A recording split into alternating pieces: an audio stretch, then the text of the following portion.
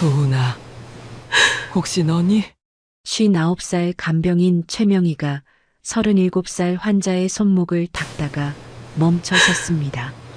32년 전 잃어버린 5살 아들과 똑같은 달 모양 화상 흉터가 그곳에 있었거든요. 심장이 미친 듯이 뛰기 시작했습니다.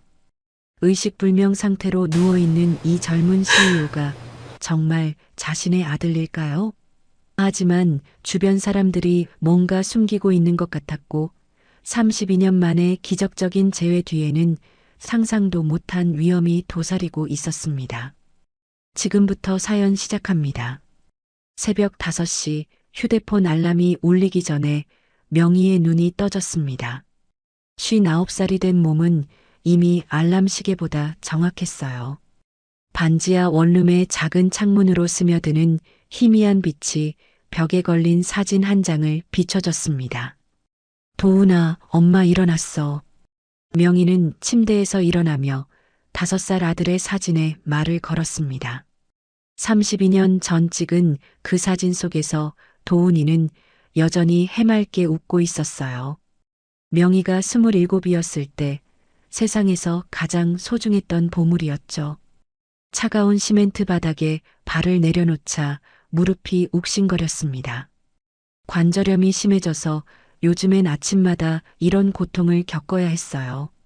하지만 명희는 인상을 찌푸리지 않았습니다. 25년간 간병일을 하면서 자신보다 훨씬 아픈 사람들을 봐왔거든요. 오늘도 잘 부탁해. 명희는 도훈이 사진 앞 작은 탁자에 초코우유 하나를 올려놓았습니다. 아이가 가장 좋아했던 음료였어요. 32년간 하루도 빠뜨리지 않은 의식이었습니다. 처음엔 눈물이 나왔지만 이제는 그냥 일상이 되어버렸죠. 냉장고를 열어보니 달걀 3개와 우유 한 팩, 그리고 김치만 남아 있었습니다. 어제 마트에서 할인받은 달걀이었어요. 명희는 달걀 하나를 꺼내서 후라이를 만들기 시작했습니다. 가스레인지 불꽃이 파랗게 타오르는 걸 보며 32년 전 그날이 떠올랐어요. 엄마, 배고파요. 도훈이가 부엌에서 졸졸 따라다니며 말했던 기억이 생생했습니다. 그때도 이렇게 달걀 후라이를 해주곤 했었죠. 아이는 항상 엄마가 해주는 게 세상에서 제일 맛있어요라고 말해줬어요. 달걀 후라이가 지글지글 익어가는 소리가 고요한 새벽을 깨웠습니다. 위층에서는 아직 아무 소리도 들리지 않았어요. 명희는 프라이팬을 기울여 기름을 골고루 퍼뜨렸습니다. 59살의 손놀림은 여전히 능숙했어요. 문득 창밖에서 아이 울음소리가 들렸습니다. 명희의 손이 잠깐 멈췄어요. 옆집 4살짜리가 울고 있는 소리였습니다. 엄마가 달래는 목소리도 함께 들렸죠. 괜찮아, 괜찮아. 엄마가 여기 있잖아. 그 말을 듣는 순간 명희의 가슴이 철렁했습니다. 32년 전 실종된 도훈이에게 해주지 못했던 말이었거든요. 그날 도훈이는 엄마 밖에서 놀고 올게요라고 하고 집 앞 놀이터로 나갔는데 다시는 돌아오지 않았어요. 달걀 후라이가 탄 냄새가 났습니다. 명희는 급히 불을 줄이고 프라이팬을 흔들었어요. 다행히 완전히 타지는 않았습니다. 32년간 이런 일이 몇 번 있었죠. 도훈이 생각에 빠져서 요리를 태우는 일 말이에요. 미안해, 도훈아. 엄마가 또 딴 생각했네. 명희는 사진을 향해 쓴웃음을 지었습니다. 달걀 후라이를 접시에 옮기고 간단한 아침을 차려놓았어요. 혼자 먹는 식사는 항상 쓸쓸했습니다. 휴대폰을 확인해 보니 미숙한테서 문자가 와 있었어요. 같은 간병원에서 일하는 후배였습니다. 언니, 오늘 힘들 것 같아요. 우리 환자분이 밤새 열이 많이 나셨대요. 명희는 답장을 보냈습니다. 괜찮아. 해열제 먼저 써보고 안 되면 바로 연락해.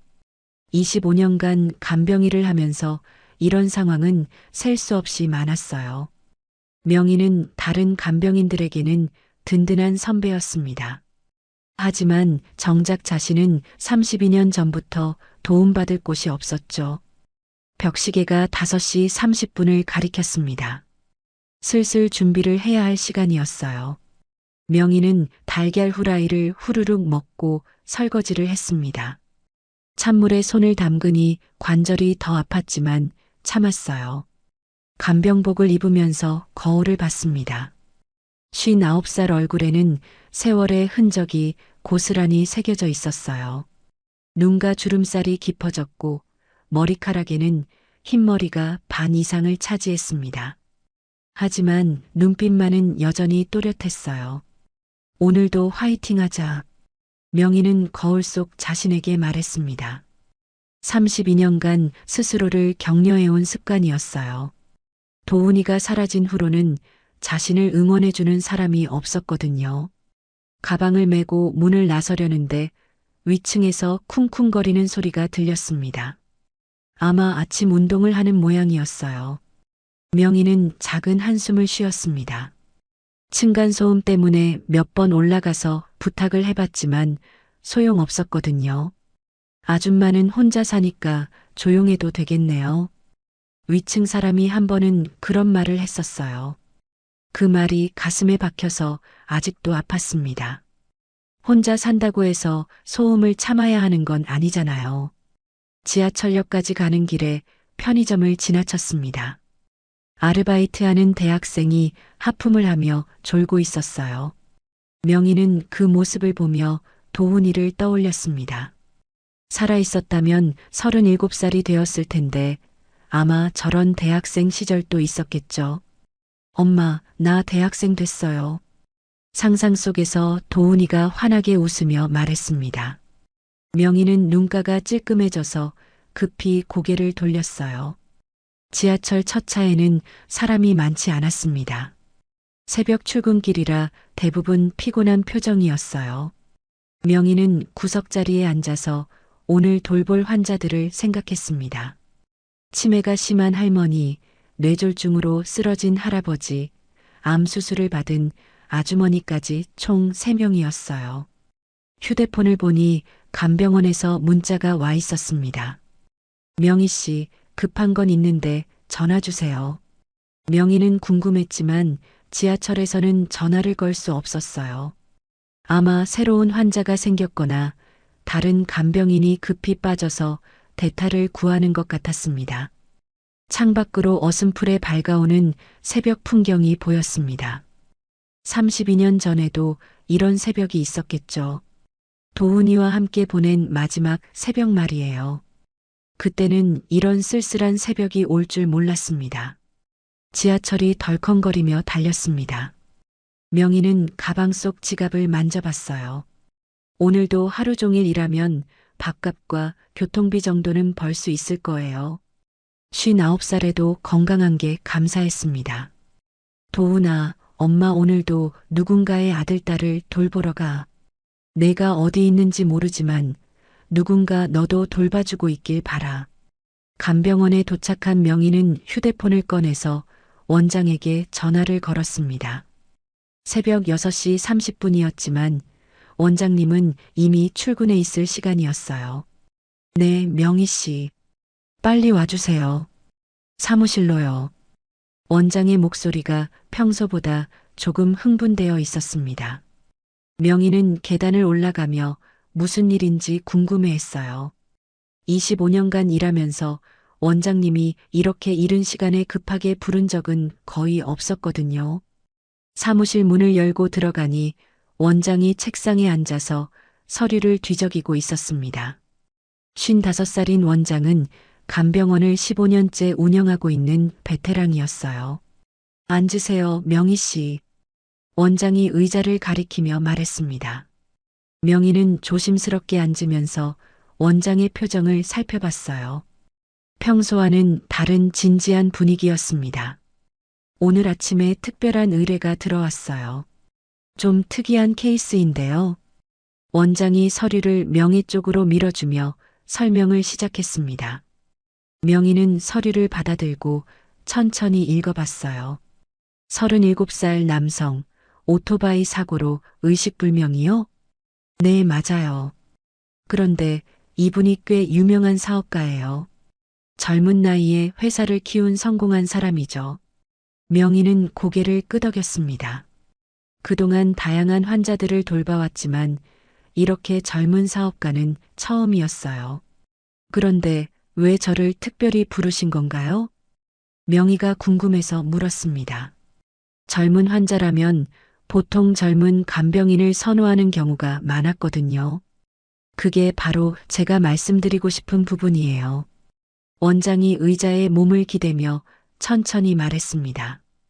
의뢰인 측에서 특별히 경험이 많은 간병인을 원했어요. 나이는 상관없다고 하더라고요. 오히려 인생 경험이 풍부한 분을 선호한다고 했어요. 명희는 의외라는 표정을 지었습니다. 보통은 젊고 예쁜 간병인을 원하는 경우가 많았는데 이번에는 달랐어요. 조건도 상당히 좋아요. 일반적인 간병비의 3배 정도 되거든요. 원장의 말에 명희의 눈이 커졌습니다. 3배라면 한 달만 해도 평소 석 달 치벌이었어요. 하지만 쉬운 일은 아닐 거예요. 24시간 전담이고 환자 상태가 언제 어떻게 될지 모르거든요. 명희는 서류를 다시 한번 자세히 들여다봤습니다. 환자 이름은 강준혁, 37살, 미혼이라고 적혀 있었어요. 가족은 없나요? 직계 가족은 없다고 하네요. 어릴 때 부모님을 잃고 고아원에서 자란 것 같아요. 지금은 사업 파트너가 보호자 역할을 하고 있어요. 명희는 가슴 한쪽이 아려왔습니다. 고아원에서 자란 아이라는 말에 32년 전 실종된 도훈이가 떠올랐어요. 만약 도훈이가 어딘가에서 살아 자랐다면 지금쯤 이 환자와 비슷한 나이였을 거예요. 명희 씨, 솔직히 말씀드릴게요. 원장이 몸을 앞으로 기울이며 진지하게 말했습니다. 이런 케이스를 맡으려면 마음의 준비가 필요해요. 젊은 환자를 돌보는 건 감정적으로 쉽지 않거든요. 명희는 원장의 의도를 알 것 같았습니다. 32년간 아들을 그리워하며 살아온 자신에게는 분명 힘든 일이 될 거였어요. 특히 명희 씨 같은 경우에는 더욱 그럴 수 있어요. 혹시 환자를 자신의 아들처럼 생각하게 될 수도 있거든요. 원장의 말이 명희의 마음을 정확히 짚어냈습니다. 하지만 동시에 마음 한구석에서는 이상한 끌림이 느껴졌어요. 그런데 말이에요, 원장님. 명희가 조심스럽게 입을 열었습니다. 제가 25년간 간병일을 하면서 느낀 게 있어요. 진짜 가족이 돌보는 것보다 제가 더 정성스럽게 돌볼 때가 많았거든요. 원장이 고개를 끄덕였습니다. 그도 같은 생각을 하고 있었어요. 맞아요. 실제 가족들 중에는 환자를 귀찮아하거나 빨리 포기하라고 하는 경우도 있죠. 명희는 그동안 봐온 가족들을 떠올렸습니다. 친아들인데도 병원비가 부담된다며 치료를 포기하자고 하는 사람들, 몇 달 만에 한 번씩 얼굴 비치는 며느리들, 유산 때문에 환자가 빨리 죽기를 바라는 친척들까지 정말 다양했어요. 하지만 명희 씨는 달랐어요. 언제나 환자를 가족처럼 돌봐주셨거든요. 원장이 따뜻한 미소를 지으며 말했습니다. 그래서 이번에도 명희 씨를 추천하고 싶어요. 이 환자에게는 진짜 가족 같은 간병인이 필요해 보여요. 명희는 가슴이 뭉클해졌습니다.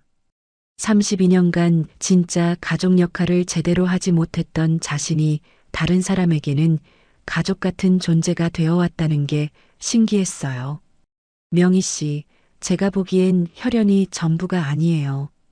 원장이 창밖을 바라보며 깊이 있는 목소리로 말했습니다. 진짜 가족은 혈연이 아니라 마음이라고 생각해요. 서로를 진심으로 아끼고 돌보는 마음 말이에요. 그 말이 명희의 가슴에 깊이 박혔습니다. 32년간 스스로를 책망해왔던 마음이 조금 누그러지는 느낌이었어요. 혈연으로 맺어진 가족보다 마음으로 맺어진 가족이 더 진짜일 수도 있거든요. 원장의 말에 명희는 고개를 끄덕였습니다. 그동안 간병하면서 만난 환자들이 떠올랐어요. 치매 할머니가 명희를 딸이라고 부르며 활짝 웃던 모습, 뇌졸중 할아버지가 명희 손을 꽉 잡고 고마워하던 순간들이 생각났습니다. 제가 해볼게요. 명희가 조용히 말했습니다. 원장이 놀란 표정을 지었어요. 정말요? 쉽지 않을 텐데요. 괜찮아요. 어차피 저는 혼자니까요. 누군가를 온전히 돌볼 수 있는 시간이 있어요. 명희의 목소리에는 결연함이 묻어 있었습니다.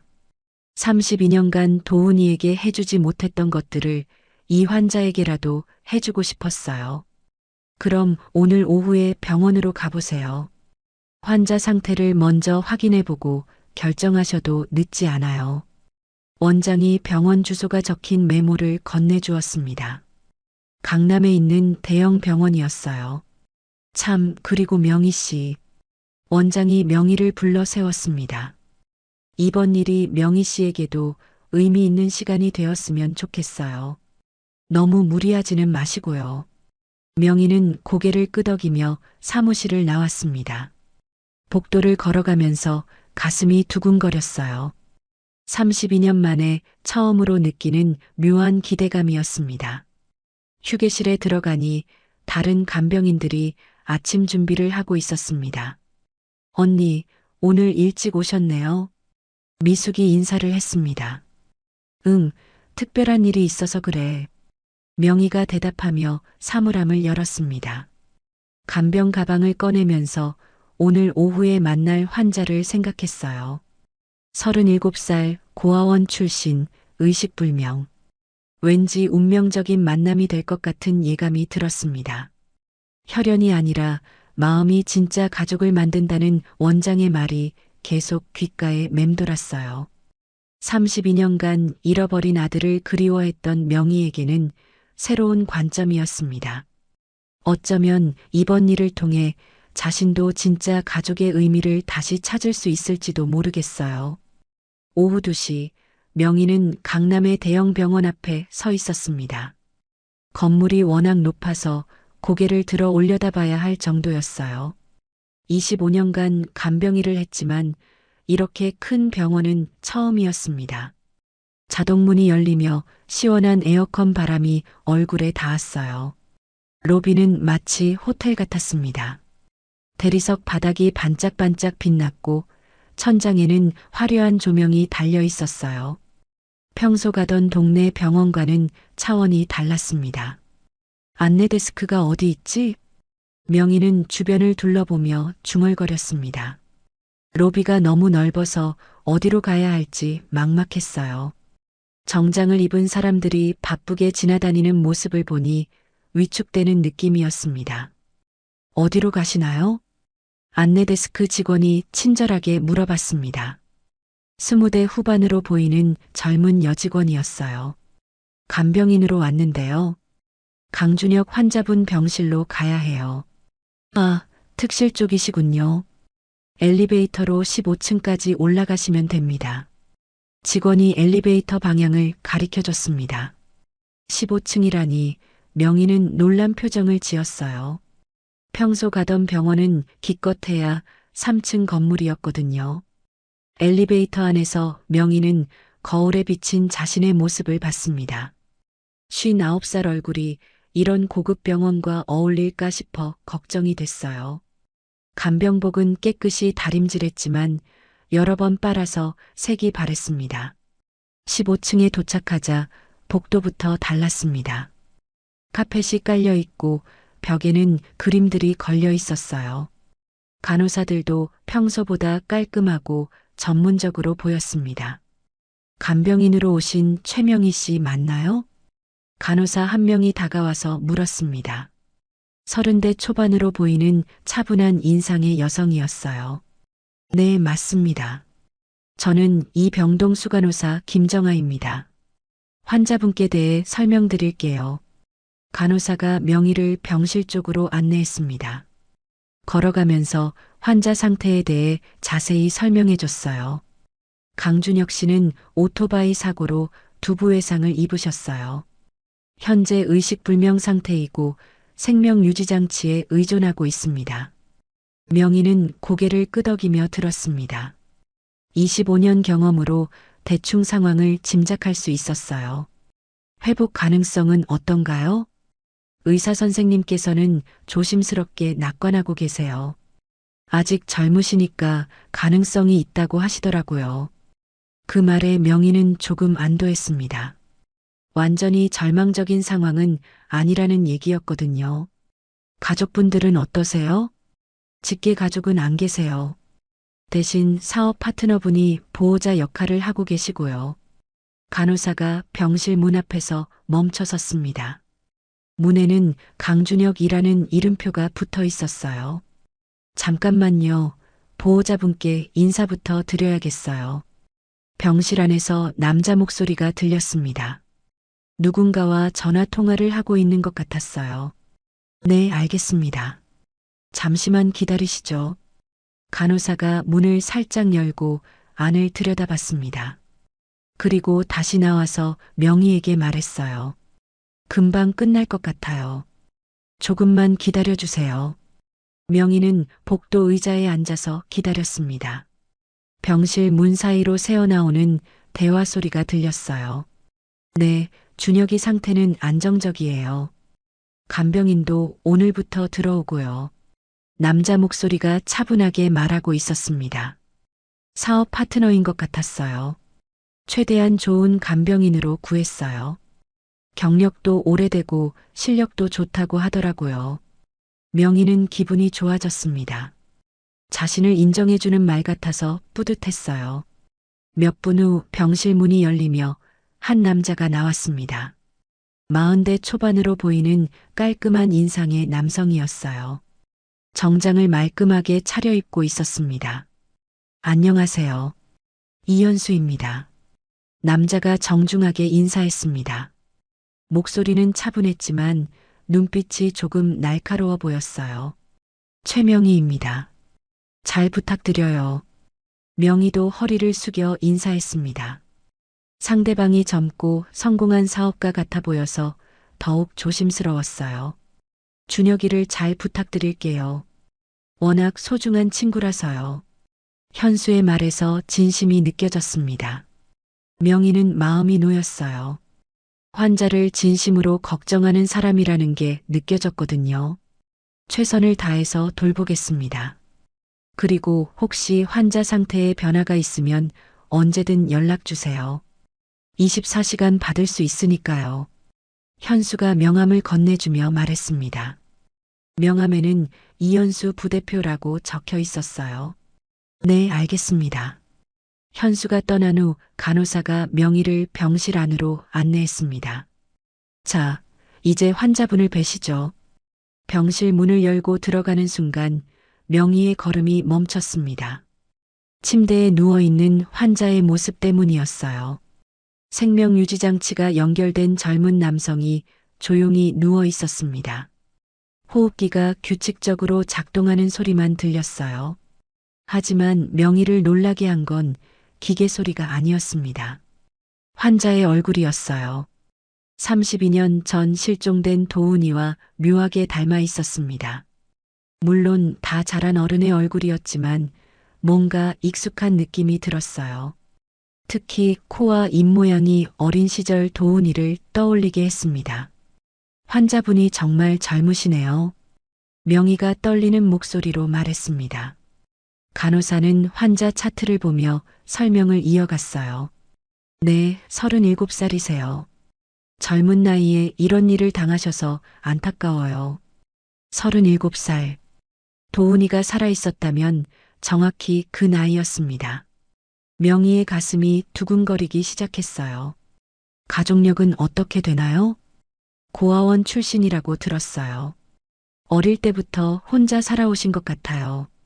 간호사의 말에 명희의 심장이 더 빨리 뛰었습니다. 32년 전 실종 사건과 너무 비슷한 상황이었어요. 그럼 이제 간병 방법에 대해 설명드릴게요. 간호사가 의료 장비들을 하나씩 가리키며 설명했습니다. 하지만 명희는 설명에 집중하기 어려웠어요. 자꾸 환자의 얼굴에 시선이 가서 딴 생각이 들었거든요. 혹시 이분이 언제부터 의식을 잃으신 건가요? 이틀 전이에요. 그런데 뇌파 검사에서는 좋은 신호들이 나오고 있어서 희망적이에요. 명희는 환자 곁으로 다가갔습니다. 가까이서 보니 더욱 도훈이와 닮아 보였어요. 특히 잠들어 있는 표정이 어린 시절 아들의 모습과 똑같았습니다. 제가 앞으로 이분을 돌보게 되겠네요. 명희가 중얼거리듯 말했습니다. 이상하게도 처음 보는 환자인데 친근한 느낌이 들었어요. 마치 오래전부터 알고 지낸 사람 같았습니다. 간호사가 모든 설명을 마치고 나갔습니다. 이제 병실에는 명희와 환자만 남았어요. 생명유지장치의 규칙적인 소리만 조용히 울려 퍼졌습니다. 명희는 환자 옆 의자에 앉았습니다.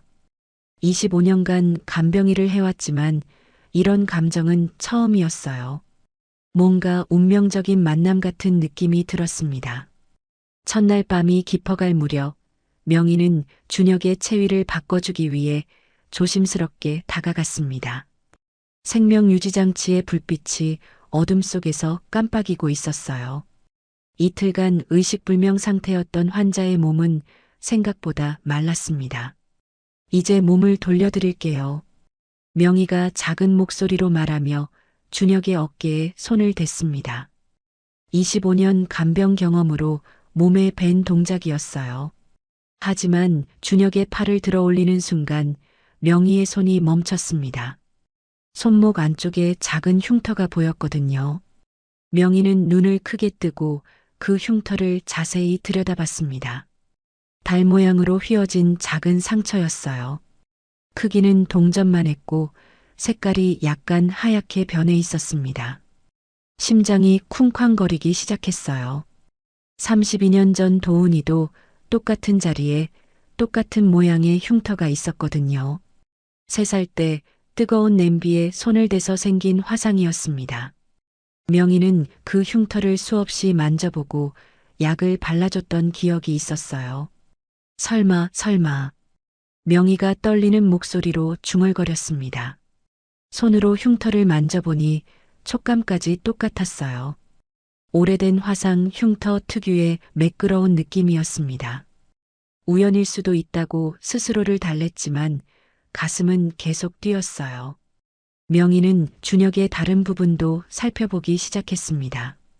목 뒤쪽을 조심스럽게 확인해 봤어요. 그곳에도 작은 점 같은 흉터가 있었습니다.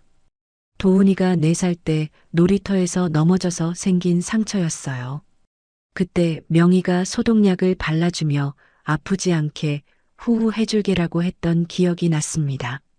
명희의 손이 심하게 떨렸어요. 이런 우연이 있을 수 있을까요? 2개의 흉터가 모두 도훈이와 똑같은 자리에 똑같은 모양으로 있다니요. 혹시 정말로. 명희는 준혁의 얼굴을 다시 자세히 살펴봤습니다. 처음에는 그냥 닮았다고 생각했는데 이제는 확신이 서기 시작했어요. 코 모양, 눈썹 라인, 심지어 귓불 모양까지 어린 시절 도훈이와 똑같았습니다. 도훈아, 혹시 너니? 명희가 떨리는 목소리로 속삭였습니다. 준혁은 여전히 의식이 없어서 대답할 수 없었지만요. 명희는 급히 간병 가방에서 휴대폰을 꺼냈습니다. 32년 전 도훈이 사진을 찾아봤어요. 핸드폰 속에 저장해둔 낡은 사진이었습니다. 사진 속 5살 도훈이와 지금의 준혁을 번갈아 봤습니다. 물론 32년이라는 세월이 흘렀지만 기본적인 얼굴 윤곽은 비슷했어요. 특히 웃는 모습이 상상됐을 때는 더욱 닮아 보였습니다. 정말 우리 도훈이가 맞는 건가? 명희의 눈에서 뜨거운 것이 흘러내렸습니다.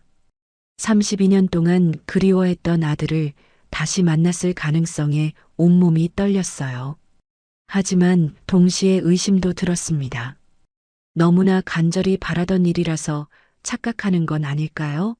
세상에 닮은 사람이 얼마나 많은데 흉터 하나로 자기 아들이라고 확신할 수 있을까요?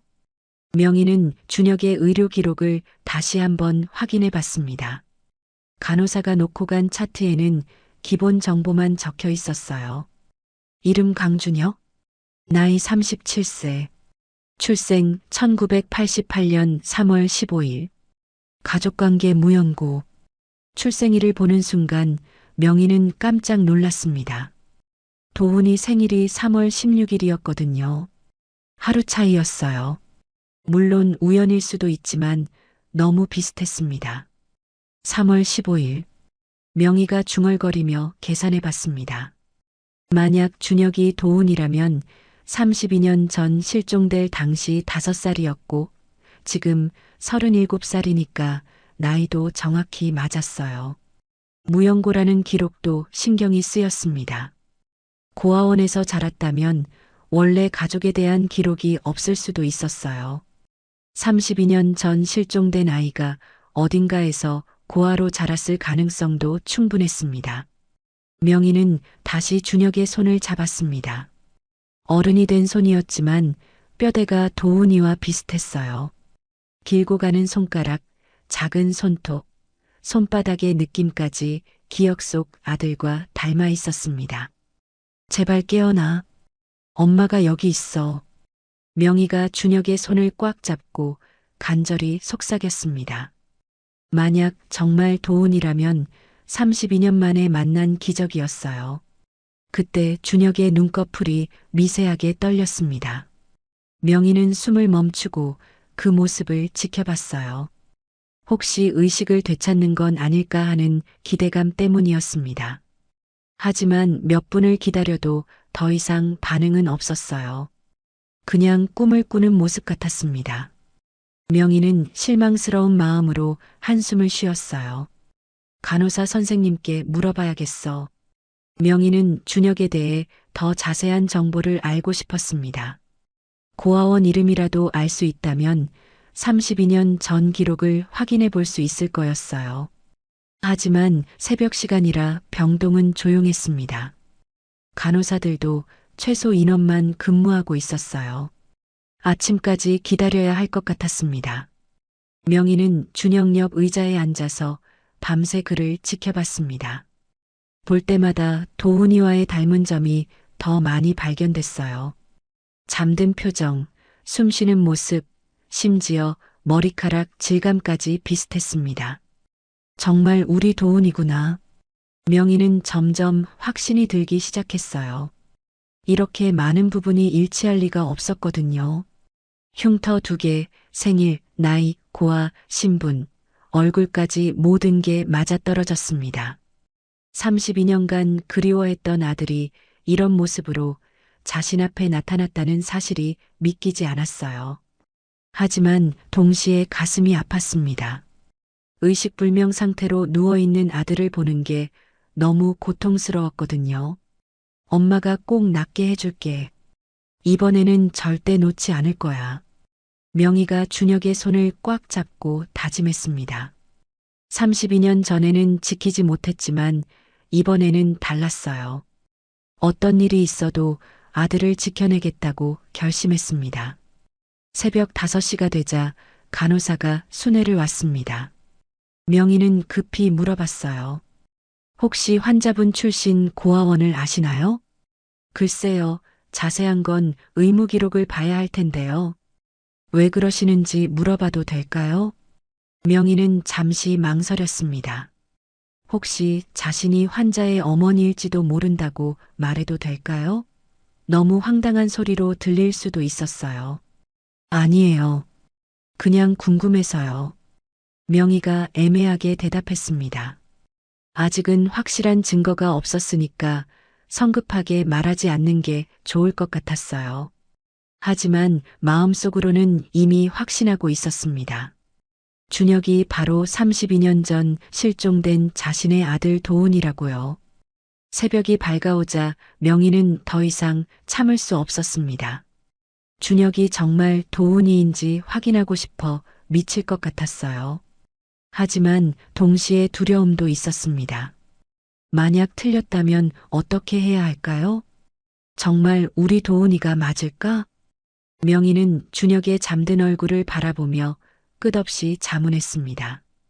흉터 2개와 생일, 그리고 닮은 얼굴까지 너무 많은 것이 일치했어요. 하지만 32년이라는 긴 세월이 흘렀잖아요.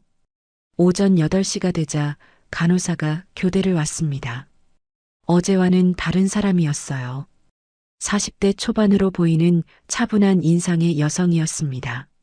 안녕하세요. 밤새 고생 많으셨어요. 안녕하세요. 혹시 환자분에 대해 더 자세한 정보를 알 수 있을까요? 명희가 조심스럽게 물었습니다.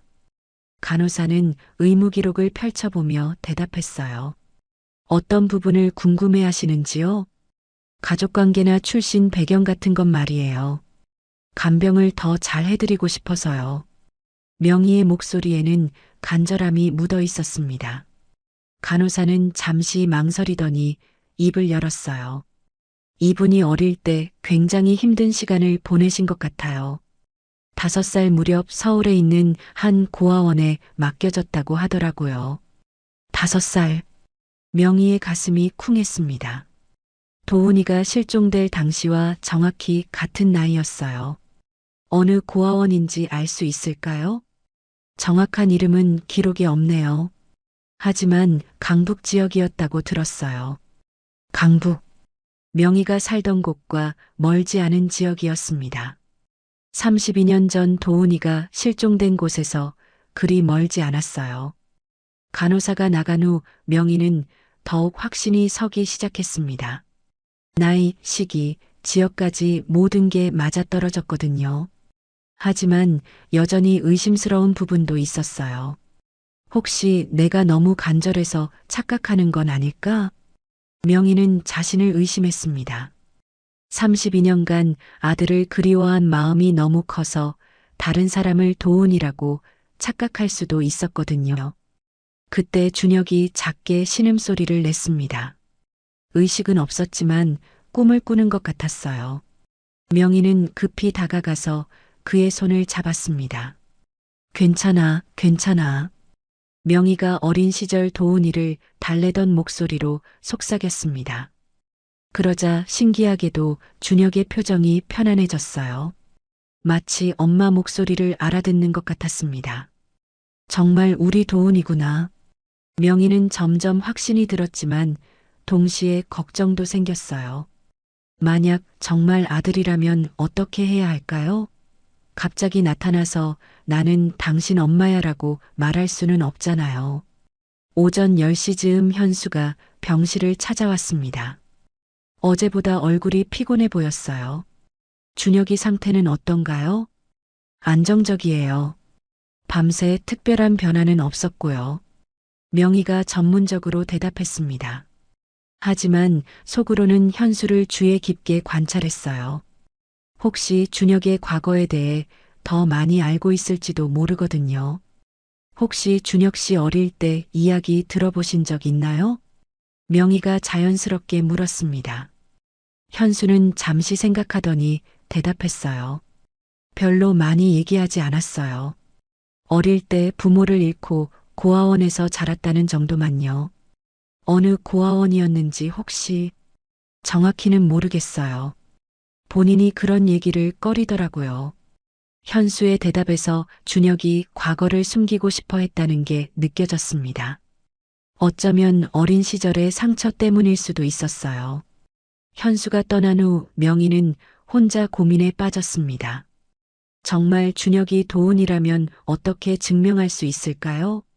가장 확실한 방법은 DNA 검사였지만 환자가 의식불명인 상태에서 함부로 할 수는 없었어요.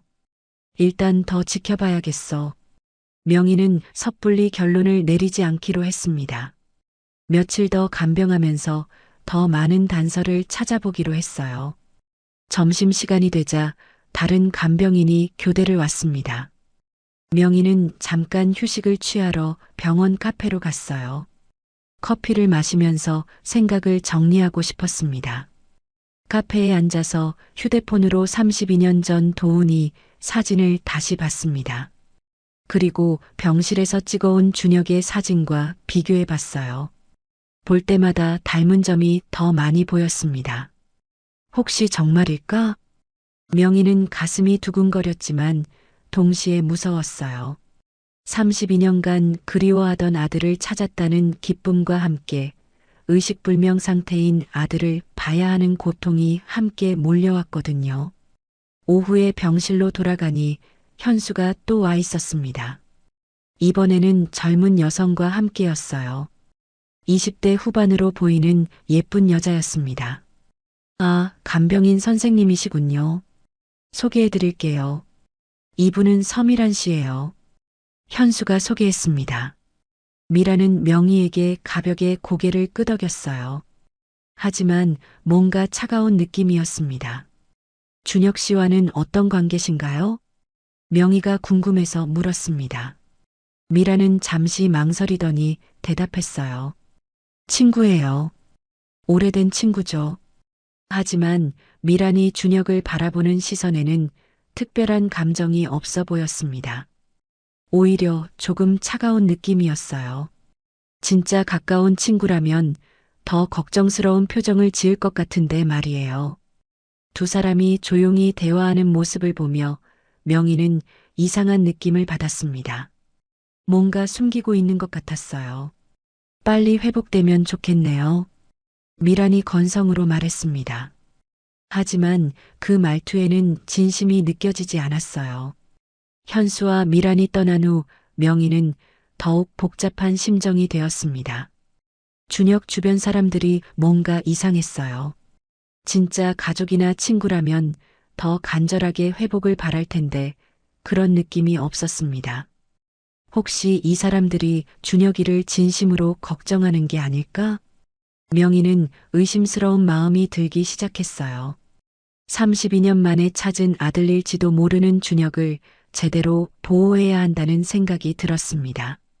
저녁이 되자 명희는 결심을 굳혔습니다.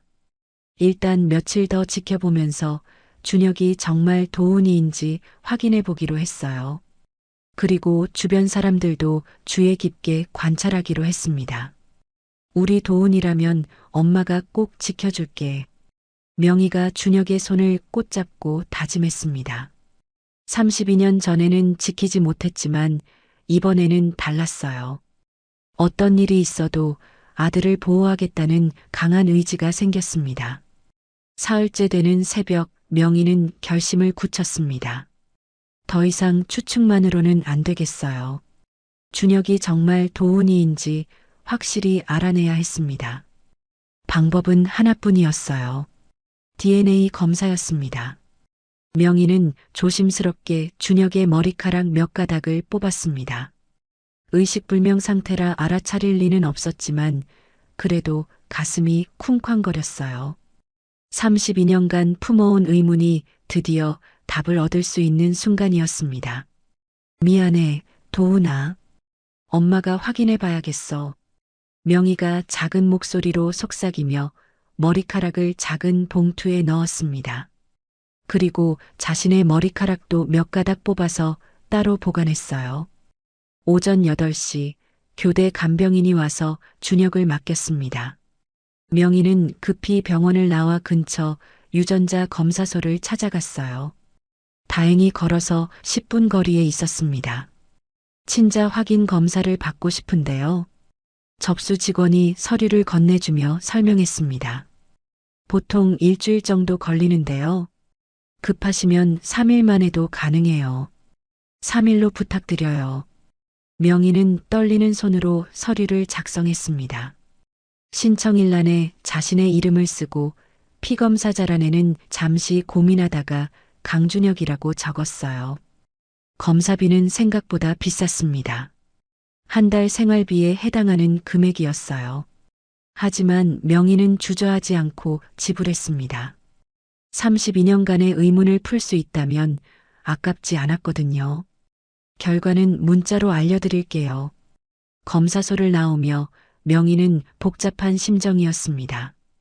이제 3일만 기다리면 모든 답을 알 수 있어요.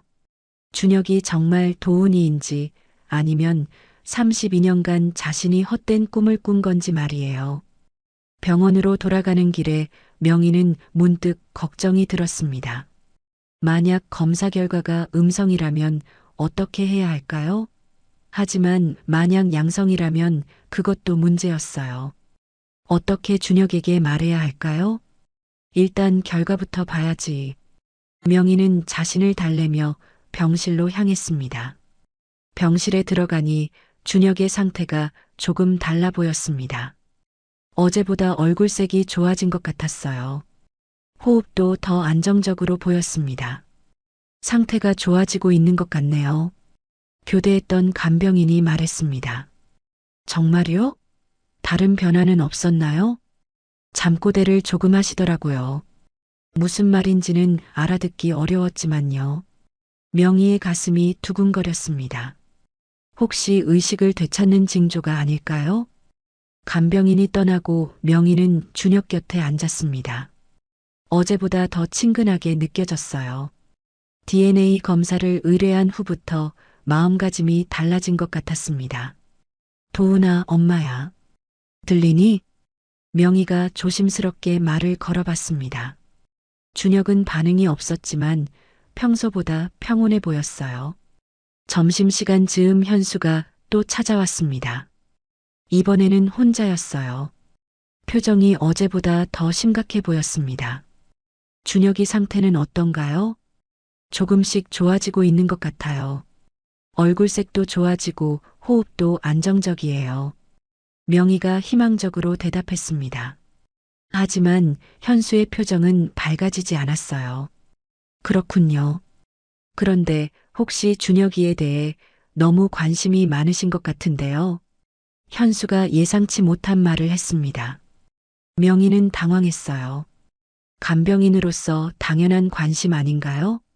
물론이죠. 하지만 가끔 가족처럼 대하시는 것 같아서요. 현수의 시선이 예리해졌습니다. 명희는 식은땀이 났어요. 혹시 자신의 행동이 의심스러웠을까요? 환자분을 정성 껴서 돌보는 게 제 일이니까요. 그렇죠. 하지만 너무 감정적으로 개입하시면 안 될 것 같아서요. 전문적인 거리를 유지해 주셨으면 해요. 현수의 말에는 경고의 뉘앙스가 있었습니다. 명희는 고개를 끄덕였지만 마음은 불편했어요. 현수가 떠난 후 명희는 더욱 조심하기로 했습니다. 혹시 의심받으면 간병을 계속할 수 없을지도 모르거든요. DNA 검사 결과가 나오기 전까지는 절대 들키면 안 됐습니다. 오후 내내 명희는 평소보다 더 전문적으로 행동했습니다. 감정을 드러내지 않고 기계적으로 간병 업무만 했어요. 하지만 속으로는 계속 준혁을 관찰했습니다. 저녁이 되자 간병인 교대 시간이었습니다. 하지만 명희는 집에 가고 싶지 않았어요. 준혁 곁에 더 있고 싶었습니다. 오늘은 제가 밤까지 할게요. 명희가 교대 간병인에게 말했습니다. 괜찮으세요? 이틀 연속 밤새 마시면 힘드실 텐데요. 괜찮아요. 환자분 상태가 중요한 시기 같아서요. 사실은 준혁과 더 많은 시간을 보내고 싶었습니다. 혹시 의식을 되찾는 순간을 놓치고 싶지 않았어요. 밤이 깊어지자 병동은 조용해졌습니다. 간호사들도 최소 인원만 근무하고 있었어요. 명희는 준혁과 단둘이 있을 수 있는 시간이 좋았습니다. 도훈아, 정말 너 맞니? 명희가 준혁의 손을 잡고 속삭였습니다. 엄마가 32년 동안 너를 찾아다녔어. 매일매일 그리워했어. 눈물이 흘러내렸습니다. 만약 정말 도훈이라면 얼마나 힘들었을까요? 5살의 엄마와 헤어져서 혼자 살아야 했던 아이의 마음을 생각하니 가슴이 미어졌어요. 새벽 2시쯤 준혁이 갑자기 신음소리를 냈습니다. 평소보다 큰 소리였어요. 명희는 급히 일어나서 상태를 확인했습니다. 준혁의 눈꺼풀이 빠르게 떨리고 있었어요. 꿈을 꾸는 것 같았습니다. 입술도 미세하게 움직이고 있었어요. 엄마. 희미하게 들리는 소리였지만 분명했습니다. 준혁이 잠꼬대로 엄마라고 부른 거예요. 명희의 심장이 터질 것 같았습니다.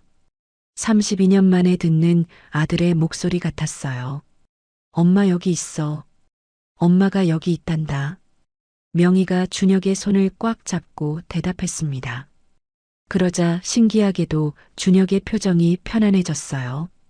더 이상 신음소리도 나지 않았습니다. 그 순간 명희는 더 이상 의심할 수 없었습니다. DNA 검사 결과를 기다릴 필요도 없었어요. 준혁이 바로 자신이 32년간 찾아 헤맨 아들 도훈이라는 확신이 들었습니다. 우리 도훈이구나. 정말 우리 도훈이야. 명희는 준혁의 이마에 조심스럽게 입을 맞췄습니다. 32년 만에 아들에게 하는 키스였어요. 이제 새로운 단계가 시작됐습니다. 어떻게 준혁에게 진실을 말할 것인가, 그리고 어떻게 32년간의 공백을 메울 것인가 하는 문제 말이에요. 하지만 명희는 두렵지 않았습니다. 아들을 다시 찾았다는 기쁨이 모든 걱정을 덮어버렸거든요. 다음 날 오후 명희는 병원 카페에서 누군가를 기다리고 있었습니다. 어젯밤 준혁이 엄마라고 부른 후 더 이상 혼자 견딜 수 없었어요. 누군가에게 이 이야기를 털어놓아야 했습니다. 명희야. 박순자가 카페 문을 열고 들어왔습니다. 예순한 살인 순자는 명희와 함께 20년 넘게 간병일을 해온 동료였어요. 무엇보다 믿을 수 있는 사람이었습니다. 순자 언니, 와줘서 고마워. 명희가 일어나서 순자를 맞았습니다. 순자는 명희의 얼굴을 보더니 깜짝 놀랐어요. 명희야, 얼굴이 왜 이래? 잠을 못 잤어? 응, 좀 복잡한 일이 있어서 그래. 두 사람은 조용한 구석자리에 앉았습니다. 명희는 커피를 한 모금 마시고 입을 열었어요. 순자 언니, 내가 지금 돌보고 있는 환자 얘기했잖아. 응, 젊은 사업가라고 했지? 그 사람이 혹시 우리 도훈이일 수도 있어. 순자의 눈이 커졌습니다. 명희의 아들 이야기는 워낙 많이 들어서 잘 알고 있었거든요. 명희야, 무슨 소리야? 설마 그럴 리가. 나도 처음에는 그냥 닮았다고 생각했어. 그런데 흉터가 똑같아. 도훈이가 어릴 때 생긴 흉터 두 개가 똑같은 자리에 있어. 명희가 떨리는 목소리로 설명했습니다. 순자는 진지한 표정으로 들었어요. 나이는 어떻게 돼? 37살. 도훈이와 정확히 같아. 그리고 5살 때 고아원에 맡겨졌다고 하더라고. 순자는 잠시 말이 없었습니다. 명희의 말이 허무맹랑한 소리가 아니라는 걸 알았거든요. DNA 검사는 해봤어? 어제 의뢰했어. 3일 후에 결과가 나와. 그럼 결과를 기다려봐야지. 하지만 명희야. 순자가 걱정스러운 표정을 지었습니다. 너무 기대하지는 마. 만약 아니라면 내가 너무 상처받을까봐 걱정돼. 명희도 그 걱정을 안 해본 건 아니었어요. 하지만 어젯밤 준혁이 엄마라고 부른 순간을 생각하면 확신이 섰습니다. 순자 언니, 그런데 이상한 게 또 있어. 명희가 목소리를 낮췄습니다. 그 환자 주변 사람들이 좀 이상해.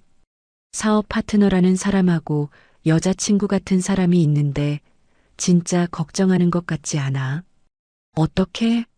환자가 빨리 회복되기를 바라는 게 아니라 오히려 뭐랄까 다른 목적이 있는 것 같아. 순자는 오랜 간병 경험으로 명희의 직감을 믿었습니다. 환자 가족들을 많이 봐온 두 사람은 진짜와 가짜를 구별할 수 있었거든요. 혹시 재산 문제는 아닐까? 그럴 수도 있어. 젊은 사업가니까 돈이 꽤 있을 거야. 명희는 현수와 미란을 생각하며 불안해졌습니다. 만약 준혁이 정말 도훈이라면 그 사람들로부터 보호해야 했어요. 명희야, 조심해야 할 것 같아. 만약 정말 도훈이라면 더욱 그래. 순자가 진지하게 말했습니다. 그 사람들이 너를 의심하기 시작하면 간병을 못하게 될 수도 있어. 명희도 그 점이 가장 걱정이었습니다. 32년 만에 찾은 아들 곁에서 쫓겨날 수는 없었어요. 어떻게 해야 할까? 일단 조용히 지켜봐. 그리고 DNA 결과가 나오면 그때 다시 생각해보자. 순자가 명희의 손을 잡고 위로했습니다. 명희야, 20년 넘게 봐왔지만 이렇게 간절해하는 모습은 처음이야. 정말 도훈이었으면 좋겠어. 두 사람은 한참 더 이야기를 나눴습니다. 순자는 명희에게 용기를 주었고 동시에 현실적인 조언도 해줬어요. 명희야, 그런데 만약 정말 도훈이라면 어떻게 할 거야? 갑자기 나타나서 엄마라고 할 수는 없잖아. 그것도 걱정이야. 37살이나 된 어른인데 천천히 해야 할 거야. 먼저 깨어나는 게 중요하고. 순자와 헤어진 후 명희는 병실로 돌아갔습니다. 순자와 대화를 나눈 후 마음이 조금 정리된 느낌이었어요. 병실에 들어가니 간호사가 준혁의 상태를 체크하고 있었습니다. 오늘 컨디션이 많이 좋아 보이시네요. 간호사가 밝게 말했습니다. 정말요? 어떤 부분이요? 혈압이 안정되고 맥박도 정상이에요. 무엇보다 뇌파 활동이 활발해졌어요. 명희의 가슴이 뛰었습니다. 혹시 깨어날 조짐이 아닐까요? 간호사가 나간 후 명희는 준혁 곁에 앉았습니다. 어제보다 얼굴색이 훨씬 좋아 보였어요. 도훈아, 엄마야. 상태가 좋아지고 있다니 다행이야. 명희가 조심스럽게 준혁의 손을 잡았습니다. 어제와 달리 손이 따뜻했어요. 저녁 즈음 현수가 또 찾아왔습니다. 이번에는 서류 가방을 들고 있었어요. 준혁이 상태가 좋아졌다고 들었는데요. 네, 간호사 선생님 말씀으로는 많이 호전되고 있다고 하더라고요. 명희가 대답했지만 현수의 표정은 밝지 않았습니다. 그런데 만약 깨어나면 충격이 클 수 있어요. 기억을 잃었을 수도 있고요. 현수가 의미심장한 말을 했습니다. 명희는 뭔가 이상하다는 느낌을 받았어요. 의사 선생님께서는 뭐라고 하시던가요? 글쎄요, 아직 확실하지 않다고 하시더라고요. 현수가 애매하게 대답하며 서류를 꺼냈습니다. 혹시 이런 일이 있을까봐 준비해 온 게 있어요. 서류를 보니 법적 서류 같았습니다. 명희는 내용을 이해할 수 없었지만 뭔가 불안했어요. 이게 뭔가요? 만약의 경우를 대비한 거예요. 준혁이가 의식을 못 찾으면 제가 대신 결정할 수 있게 하는 서류죠. 명희는 소름이 돋았습니다. 환자가 호전되고 있는데 왜 그런 서류를 준비하는 걸까요? 현수가 떠난 후 명희는 더욱 불안해졌습니다. 순자의 걱정이 현실이 되는 것 같았어요. 도훈아, 빨리 깨어나야 해. 엄마가 지켜줄게. 명희가 준혁의 손을 꽉 잡고 간절히 말했습니다.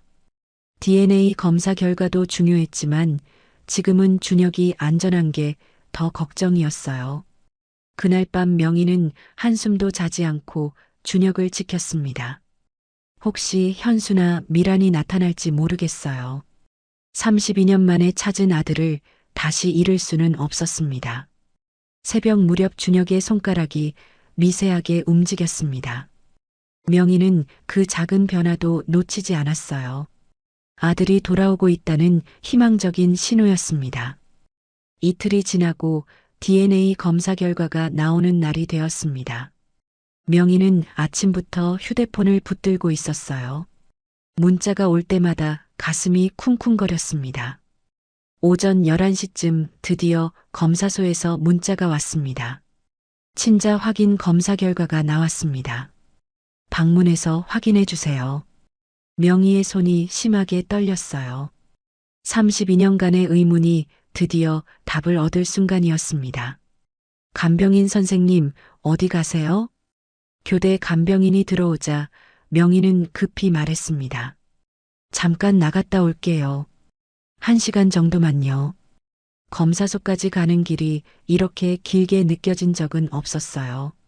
명희는 버스 안에서도 계속 가슴을 쓸어내렸습니다. 검사소 접수 창구에서 결과지를 받는 순간 명희는 숨을 멈췄어요. 봉투를 뜯는 손이 너무 떨려서 제대로 열리지 않았습니다. 드디어 결과지를 펼쳤습니다. 친자 확률 99.9%. 명희는 그 자리에서 주저앉을 뻔했어요. 다리에 힘이 빠져서 벽에 기댔습니다. 정말이었어요. 준혁이 바로 32년 전 실종된 도훈이었습니다.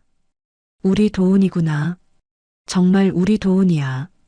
명희는 눈물을 참을 수 없었어요. 검사소 로비에서 혼자 울고 있는 모습이 우스꽝스러웠지만 상관없었습니다. 급히 병원으로 돌아갔습니다. 병실 문을 열고 들어가는 순간 준혁이 달라 보였어요.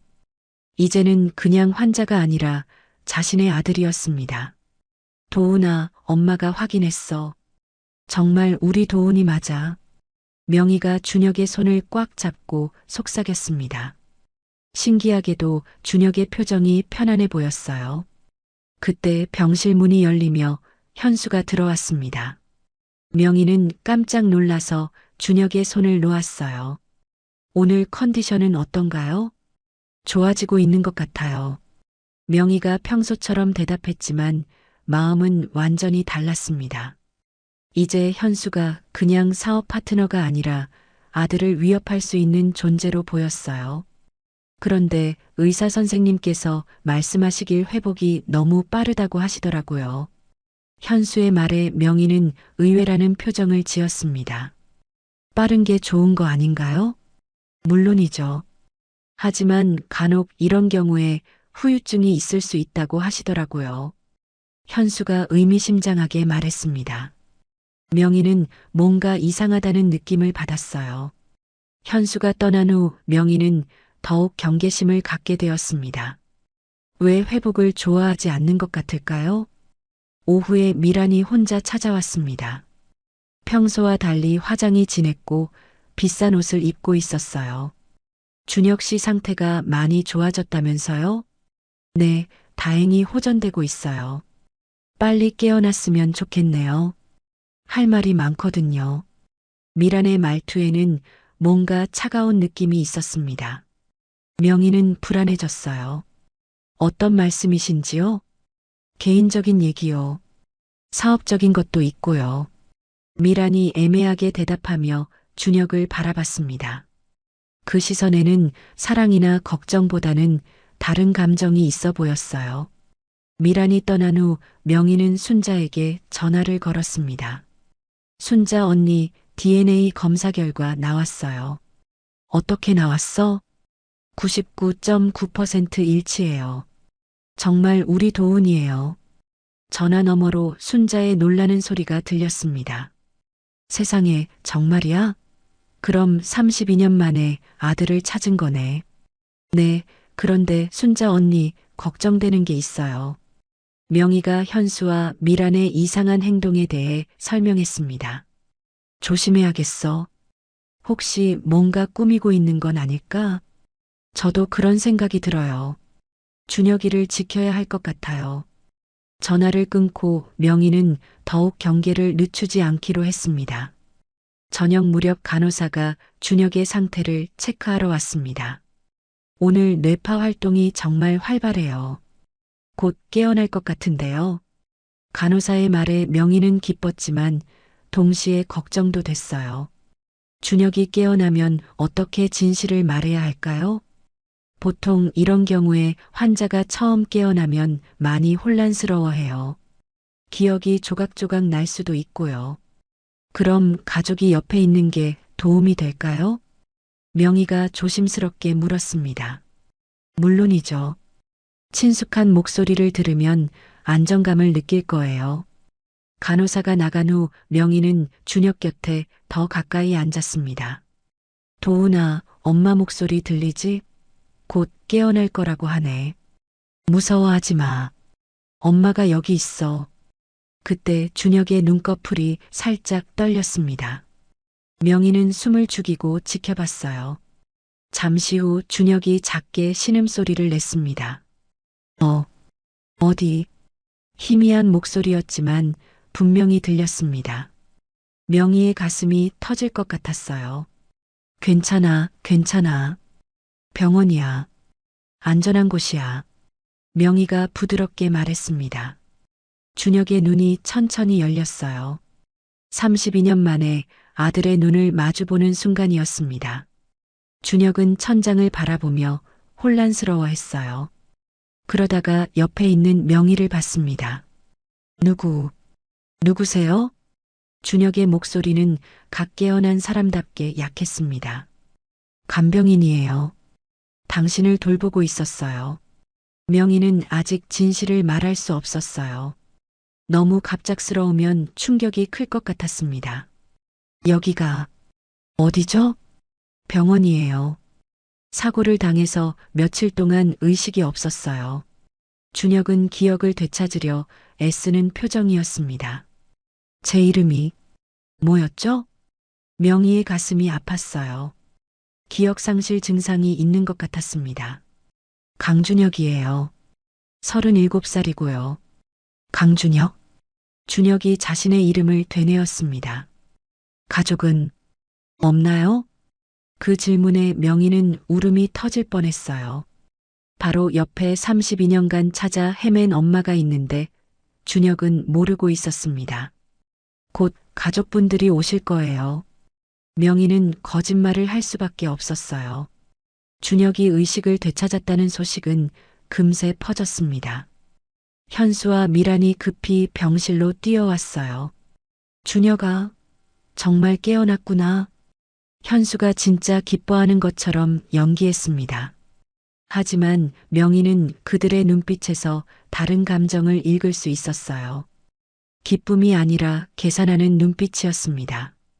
32년 만에 찾은 아들을 지켜내야 한다는 사명감이 명희의 가슴에 불타올랐습니다. 준혁이 의식을 되찾은 지 이틀이 지났습니다. 기억은 조금씩 돌아오고 있었지만 여전히 많은 부분이 빠져 있었어요. 명희는 매 순간이 조심스러웠습니다. 언제 어떻게 진실을 말해야 할지 고민이 깊어졌어요.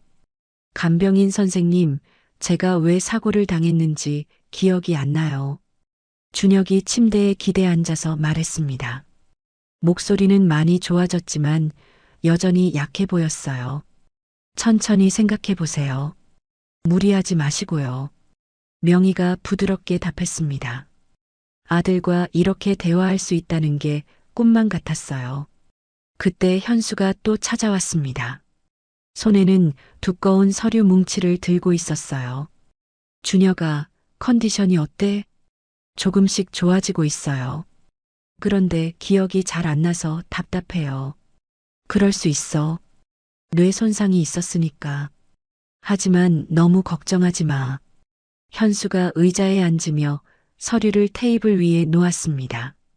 그런데 준혁아, 급한 일이 하나 있어. 현수의 목소리가 갑자기 진지해졌습니다. 명희는 불안한 느낌이 들었어요. 회사 일 때문에 몇 가지 서류에 사인이 필요해. 너가 의식을 잃어 있는 동안 밀린 일들이 있거든. 명희는 뭔가 이상하다고 생각했습니다. 환자가 막 깨어났는데 바로 사업 얘기를 하는 게 자연스럽지 않았어요. 지금 당장 해야 하는 건가요? 준혁이 피곤한 표정으로 물었습니다. 응, 좀 급해. 투자자들이 기다리고 있거든. 현수가 서류를 준혁 앞으로 밀어주었습니다. 명희는 그 서류들을 힐끗 봤는데 내용이 복잡해 보였어요. 기억도 잘 안 나는 상태에서 중요한 결정을 하는 게 맞나요? 명희가 조심스럽게 끼어들었습니다. 현수가 명희를 날카롭게 쳐다봤어요. 간병인 선생님께서 사업 일에 관여하실 필요는 없을 것 같은데요. 목소리에 경고의 뉘앙스가 있었습니다. 명희는 등골이 서늘해졌어요. 죄송해요. 환자 건강이 걱정되어서요. 괜찮아요. 준혁이 명희를 향해 미소를 지었습니다. 간병인 선생님 말씀도 맞는 것 같아요. 조금 더 기다려도 될까요? 현수의 얼굴이 순간 굳었습니다. 준혁아, 이건 정말 급한 일이야. 더 미루면 회사에 큰 손해가 될 수 있어. 그럼 내용을 자세히 설명해 주세요. 이해하고 사인하고 싶어요. 준혁의 말에 현수는 잠시 당황하는 표정을 지었어요. 명희는 그 모습을 놓치지 않았습니다.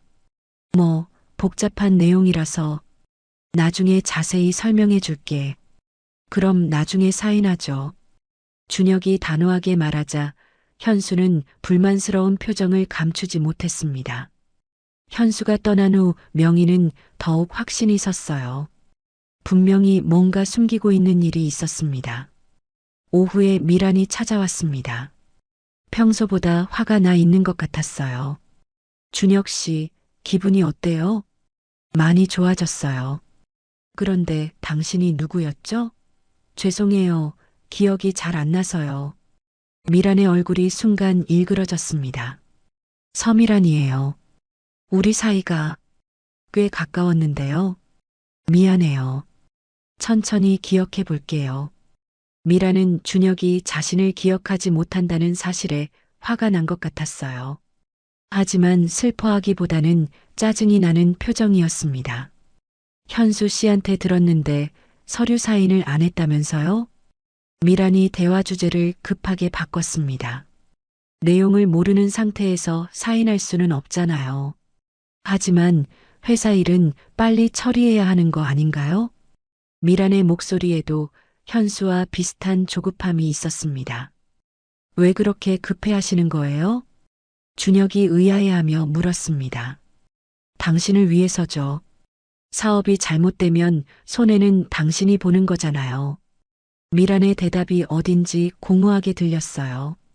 명희는 이 사람이 진짜 준혁을 걱정하는 게 아니라는 확신이 들었습니다. 미란이 떠난 후 준혁이 명희에게 말했습니다. 간병인 선생님, 저 사람들이 왜 그렇게 급해하는지 모르겠어요. 환자분 건강이 우선이에요.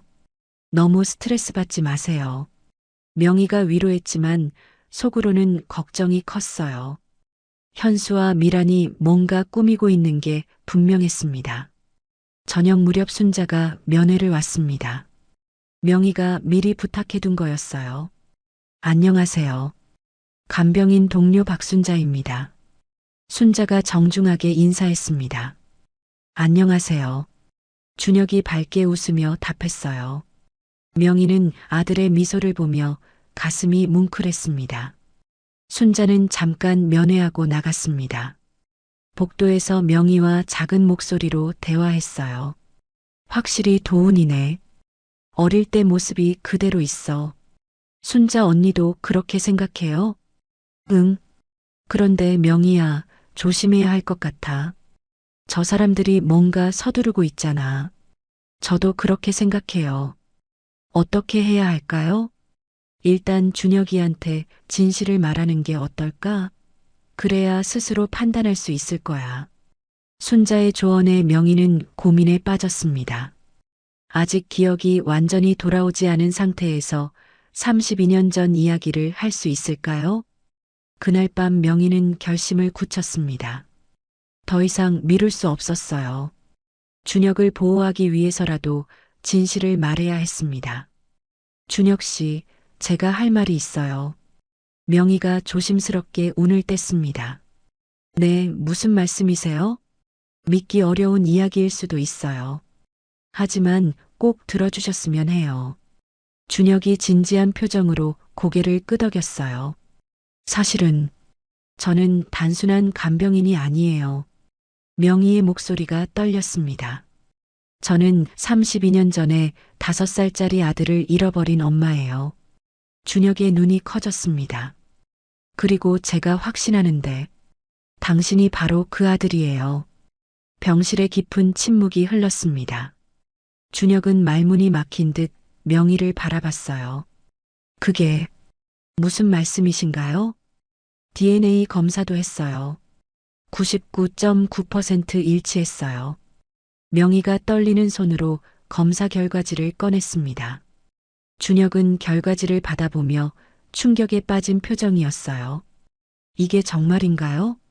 당신의 몸에 있는 흉터들, 그리고 생일까지 모든 게 일치해요. 명희의 눈에서 눈물이 흘러내렸습니다. 32년 동안 당신을 찾아 헤맸어요.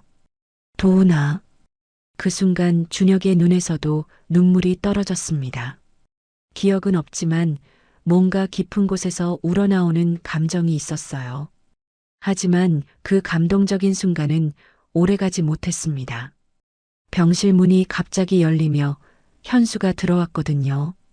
현수는 눈물을 흘리고 있는 두 사람을 보고 순간 놀란 표정을 지었습니다. 무슨 일이죠? 명희와 준혁은 아무 말도 할 수 없었어요.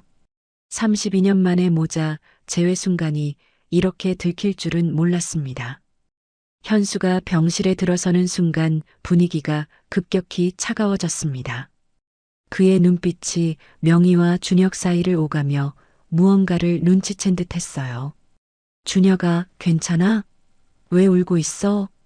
현수가 다가오며 걱정스러운 척 물었지만 목소리에는 의심이 묻어 있었습니다. 아무것도 아니에요. 그냥 기억이 조금씩 돌아와서 감정이 복받쳐서요. 준혁이 재빨리 눈물을 닦으며 대답했습니다. 명희는 안도의 한숨을 쉬었어요. 그래, 그럼 다행이네. 그런데 간병인 선생님은 왜 우시는 거죠? 현수의 시선이 명희에게 고정됐습니다. 날카로운 눈빛이었어요. 환자분이 회복되는 걸 보니 감동스러워서요. 명희가 어색하게 웃으며 대답했습니다. 현수는 잠시 두 사람을 번갈아 보더니 의자에 앉았어요. 하지만 평소와 달리 경계하는 기색이 역력했습니다. 준혁아, 기억이 돌아왔으니 이제 회사 일을 정리해야 할 것 같은데 조금 더 기다려도 될까요? 아직 완전히 회복된 게 아니니까요. 하지만 더 미루면 정말 큰일이 날 수 있어. 현수의 목소리가 점점 다급해졌습니다. 그때 미란이 병실로 들어왔어요. 현수를 보더니 뭔가 신호를 주고받는 것 같았습니다. 준혁 씨, 컨디션이 어때요? 많이 좋아졌어요.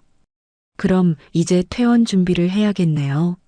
미란의 갑작스러운 말에 명희는 깜짝 놀랐어요. 퇴원이요? 아직 의사 선생님이 허락하지 않으셨는데요. 의사 선생님과는 제가 상의하겠어요. 현수가 단호하게 말했습니다. 집에서 요양하는 게 낫겠어요. 병원은 너무 답답하잖아요. 미란이 덧붙였습니다.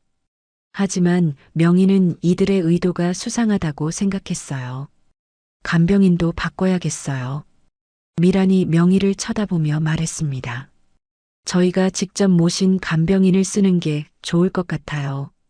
명희의 얼굴이 하얗게 질렸어요. 준혁과 헤어져야 한다는 말이었습니다. 왜요? 이분이 잘 돌봐주고 계시는데요. 준혁이 당황해서 물었습니다. 아니야, 집에서는 다른 분이 더 적합할 거야. 현수가 눈빛으로 압박했습니다.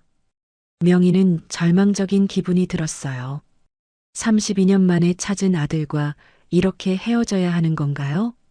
그날 저녁 현수와 미란이 떠난 후 명희는 준혁과 마지막 대화를 나눴습니다. 정말 제가 당신 엄마인가요? 준혁이 진지하게 물었습니다. 네, 확실해요. DNA 검사 결과도 있고요. 32년 동안 저를 찾으셨다고 했죠? 매일매일 그리워했어요. 명희의 눈에서 또 눈물이 흘렀습니다. 저는 기억이 없지만 왜인지 모르게 편안함이 느껴져요. 준혁도 감정이 복받쳐 하는 것 같았어요. 내일 퇴원하시면 연락할 방법이 있을까요? 그들이 허락하지 않을 거예요. 명희가 슬픈 목소리로 말했습니다. 왜 그들이 그렇게 하는 걸까요? 아마 당신 재산 때문일 거예요. 제가 나타나면 불편할 거니까요. 준혁은 잠시 생각에 잠겼습니다. 엄마. 준혁이 처음으로 그 말을 했습니다. 명희는 가슴이 터질 것 같았어요. 32년 만에 듣는 그 말이 이렇게 좋을 줄 몰랐어요. 저도 모르게 나온 말이에요. 뭔가 자연스럽게 느껴져서요. 그 순간 병실 문이 조용히 열렸습니다. 순자가 들어왔어요. 순자 언니? 명희야, 큰일 났어. 순자의 얼굴이 심각했습니다. 뭔 일이에요? 아까 현수하고 미란이 복도에서 전화하는 걸 들었어. 순자가 목소리를 낮춰서 말했습니다. 내일 퇴원시킨 다음에 준혁이를 어딘가로 데려갈 계획인 것 같아. 명희와 준혁의 얼굴이 동시에 굳었어요. 그리고 뭔가 서류에 사인을 받으려고 하는 것 같더라. 그럼 저를 이용해서 재산을 빼앗으려는 건가요? 준혁이 놀란 표정으로 물었습니다. 그럴 가능성이 높아. 순자가 고개를 끄덕였습니다. 어떻게 해야 하죠? 명희가 절망적인 목소리로 물었어요. 일단 오늘 밤은 조심해야 할 것 같아. 혹시 뭔가 시도할지도 몰라. 순자의 경고에 명희는 온몸에 소름이 돋았습니다. 순자가 떠난 후 명희는 밤새 깨어 있기로 했어요. 준혁을 보호해야 했습니다. 새벽 2시쯤 복도에서 발소리가 들렸습니다. 명희는 숨을 죽이고 문 쪽을 바라봤어요. 병실 문이 조용히 열리며 현수가 들어왔습니다. 손에는 주사기 같은 것을 들고 있었어요. 명희는 즉시 알아챘습니다. 준혁에게 해를 가하려는 거였어요. 뭐 하시는 거예요? 명희가 일어서며 소리쳤습니다. 현수는 깜짝 놀라며 뒤를 돌아봤어요. 아, 간병인 선생님. 왜 안 주무세요? 답하세요. 뭐 하려는 거죠? 명희가 다가가며 추궁했습니다. 준혁이 수면제가 필요할 것 같아서요. 수면제요? 의사 처방 없이요? 걱정 마세요. 해로운 건 아니에요. 현수가 음산하게 웃었습니다. 그 순간 준혁이 깨어났어요. 무슨 소리예요? 준혁아, 괜찮아. 그냥 다시 자. 현수가 주사기를 들고 준혁에게 다가가려 했습니다. 안 돼요. 명희가 현수의 팔을 붙잡았습니다. 뭐 하는 거야? 현수가 명희를 밀쳤어요. 명희는 바닥에 넘어졌습니다. 엄마. 준혁이 침대에서 일어나려 했지만 아직 몸이 완전히 회복되지 않았어요. 조용히 해. 아무도 다치고 싶지 않다면 말이야. 현수의 목소리가 완전히 변해 있었습니다. 이제 가면을 벗은 거였어요. 그때 병실 문이 다시 열리며 미란이 들어왔습니다. 일이 어떻게 되고 있어? 이 간병인이 방해를 해서 복잡해졌어.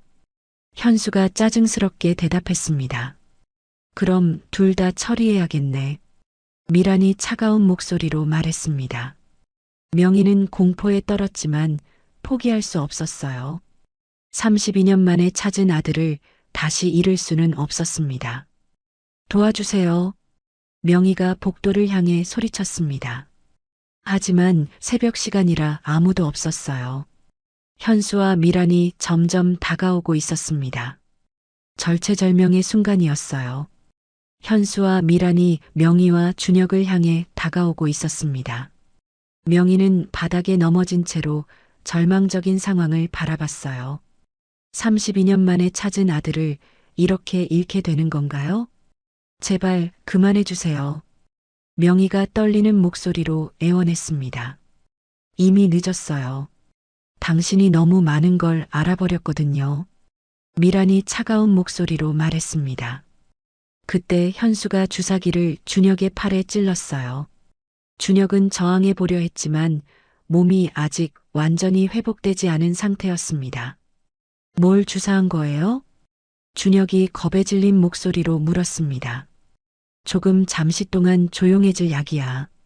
현수가 음산하게 웃었습니다. 몇 분이 지나자 준혁의 눈꺼풀이 무거워지기 시작했어요. 의식이 흐려지고 있었습니다. 엄마. 준혁이 마지막으로 명희를 부르며 눈을 감았습니다. 도훈아. 명희가 절규했지만 이미 늦었어요. 이제 병원에서 나갈 시간이야. 현수가 휠체어를 가져왔습니다. 어디로 데려가려는 거예요? 당신이 알 필요는 없어요. 미란이 명희를 위협적으로 바라봤습니다. 두 사람은 의식을 잃은 준혁을 휠체어에 옮겼어요. 명희는 그 모습을 바라보며 온몸이 떨렸습니다. 준혁을 데려가면 저는 어떻게 하려고요? 당신도 함께 와야죠. 이제 너무 많은 걸 봤으니까요. 현수가 명희의 팔을 거칠게 잡았습니다. 아픈 척 하지 마세요. 조용히 따라오면 다치지 않을 거예요. 미란이 협박했습니다. 새벽 3시 병원은 고요했습니다. 간호사들도 대부분 휴게실에 있었어요. 현수와 미란은 이 시간을 노린 것 같았습니다. 지금 어떻게 병원에서 나갈 수 있어요? 경비원들이 있잖아요. 그건 우리가 알아서 할 일이에요. 현수가 자신만만하게 대답했습니다. 과연 지하 주차장으로 가는 비상계단에는 아무도 없었어요. 현수가 미리 계획했던 것 같았습니다. 지하 주차장에는 검은색 승용차가 기다리고 있었습니다. 운전석에는 모르는 남자가 앉아 있었어요. 빨리 태워. 현수가 급하게 말했습니다. 준혁을 뒷좌석에 눕히고 명희도 억지로 태웠어요. 미란이 명희 옆에 앉아서 감시했습니다. 차가 출발하자 명희는 더욱 절망스러워졌어요. 이제 병원에서 멀어지고 있었습니다. 누군가 도와줄 사람이 있을까요? 1시간 정도 달린 후 차는 외딴 펜션 앞에 멈췄습니다. 산속 깊은 곳이라 주변에 아무도 없었어요. 여기가 어디예요? 조용한 곳이죠. 아무도 방해하지 않을 거예요. 현수가 만족스러운 표정을 지었습니다. 펜션 안으로 들어가니 이미 서류들이 준비되어 있었습니다. 테이블 위에는 각종 계약서와 도장이 놓여 있었어요. 이제 일을 마무리할 시간이야. 미란이 서류를 정리하며 말했습니다. 의식을 잃은 준혁을 소파에 눕히고 현수가 또 다른 주사를 준비했어요. 이제 뭐 하려는 거예요? 준혁이를 깨우는 거야. 서류에 사인을 받아야 하거든. 의식이 흐린 상태에서 사인받는 건 불법이에요. 명희가 항의했지만 아무도 신경 쓰지 않았습니다. 현수가 각성제를 준혁에게 주사했어요. 잠시 후 준혁이 천천히 눈을 떴습니다. 여기가 어디죠? 준혁이 혼란스러워하며 주변을 둘러봤습니다. 조용한 곳이야. 중요한 서류에 사인해야 해서 데려왔어. 현수가 거짓말을 했습니다. 엄마는 어디 있어요? 준혁이 명희를 찾았습니다. 여기 있어요. 명희가 대답했지만 미란이 그녀를 제지했어요. 이제 이 서류들에 사인해줘. 현수가 서류 뭉치를 준혁 앞에 놓았습니다. 뭘 사인하는 건가요? 회사 지분을 넘기는 거야. 내가 의식불명이었던 동안 문제가 생겼거든. 준혁은 약물 때문에 정신이 또렷하지 않았어요. 하지만 뭔가 이상하다는 걸 느꼈습니다. 내용을 읽어보고 싶어요. 시간이 없어. 빨리 사인해. 현수가 다급하게 재촉했습니다. 안 해요. 무슨 내용인지도 모르는데 어떻게 사인해요. 준혁이 거부하자 현수의 얼굴이 일그러졌어요. 내가 거부할 선택권은 없어. 현수가 주머니에서 뭔가를 꺼냈습니다. 작은 칼이었어요. 사인하지 않으면 저 여자부터 다치게 될 거야. 칼끝이 명희를 향했습니다. 안 돼요. 준혁이 소리쳤습니다. 그럼 사인해. 알겠어요. 할게요. 준혁이 어쩔 수 없이 펜을 잡았습니다. 명희가 다칠까봐 두려웠어요. 명희는 그 모습을 보며 가슴이 찢어질 것 같았습니다. 아들이 자신 때문에 억지로 사인하고 있었어요. 서류 첫 장의 사인이 끝나자 현수가 만족스러워했습니다. 다음 장도 빨리 해. 하지만 그때 펜션 밖에서 자동차 소리가 들렸어요. 여러 대의 차가 동시에 도착하는 소리였습니다. 뭐지? 현수가 창문으로 다가가서 밖을 내다봤습니다. 경찰이야. 미란이 놀라서 소리쳤어요. 펜션 밖에는 경찰차들이 둘러싸고 있었습니다. 어떻게 여기를 알았지? 현수가 당황해하며 중얼거렸습니다.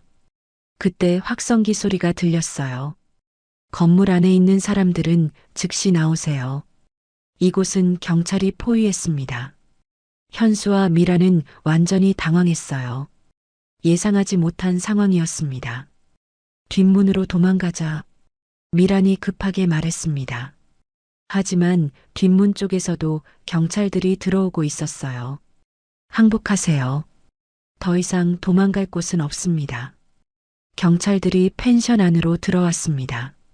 현수가 칼을 들고 명희를 위협했어요. 가까이 오면 이 여자를 다치게 할 거야. 하지만 경찰들은 전문적으로 대응했습니다. 순식간에 현수를 제압했어요. 미란도 체포됐습니다. 명희는 그제서야 안도의 한숨을 쉬었어요. 32년 만에 찾은 아들을 거의 다시 잃을 뻔했습니다. 괜찮으세요? 경찰관이 명희에게 물었습니다. 네, 괜찮아요. 명희가 떨리는 목소리로 대답했습니다. 준혁도 안전했어요. 약물 때문에 아직 완전히 정신을 차리지 못했지만 다행히 큰 해를 입지 않았습니다. 누가 신고한 건가요? 명희가 궁금해서 물었습니다. 박순자 씨라는 분이 신고하셨어요. 병원에서 당신들이 사라진 걸 발견하고 바로 연락 주셨거든요. 순자였어요. 명희는 감사한 마음이 들었습니다. 32년 만에 찾은 아들을 지킬 수 있게 되었어요. 하지만 아직 모든 게 해결된 건 아니었습니다. 준혁의 완전한 회복과 진짜 가족으로서의 새 출발이 남아 있었거든요. 병원으로 돌아온 지 사흘이 지났습니다. 준혁은 약물의 후유증으로 계속 잠들어 있었어요. 의사는 며칠 더 지나야 완전히 깨어날 거라고 했습니다. 명희는 그 옆에서 하루 종일 기다렸어요. 하지만 기다리는 시간이 길어질수록 마음은 더욱 복잡해졌습니다. 과연 준혁이 깨어나서 자신을 엄마로 받아들일까요? 32년이라는 긴 세월이 흘렀는데 말이에요. 정말 내가 엄마 역할을 할 수 있을까? 명희는 준혁의 손을 잡고 자문자답했습니다. 59살의 나이에 37살 아들의 엄마가 된다는 게 현실적으로 가능할까요? 순자가 면회를 왔습니다. 명희의 우울한 표정을 보고 걱정스러워했어요. 명희야, 왜 그렇게 우울해? 순자 언니, 저 정말 바보 같아요. 명희가 한숨을 쉬며 말했습니다. 32년 동안 아들을 그리워했는데 막상 찾고 나니 어떻게 해야 할지 모르겠어요. 무슨 소리야? 가장 힘든 일은 다 끝났잖아. 하지만 준혁이는 37살이에요. 이미 다 큰 어른이죠. 명희의 목소리에는 깊은 회의감이 묻어 있었습니다. 그 사람은 자기만의 인생이 있어요. 저 같은 늙은 여자가 갑자기 나타나서 엄마라고 하면 부담스러울 거예요. 그런 생각은 왜 해? 현실적으로 생각해봐요. 준혁이는 성공한 사업가예요. 저는 간병인이고요. 명희가 자신을 비하하며 말했습니다. 계층도 다르고 살아온 환경도 완전히 달라요. 어떻게 가족이 될 수 있겠어요? 순자는 명희의 말을 듣고 안타까워했어요. 명희야, 너무 비관적으로 생각하지 마. 아니에요. 제가 너무 욕심을 부린 것 같아요. 명희의 눈에서 눈물이 흘러내렸습니다.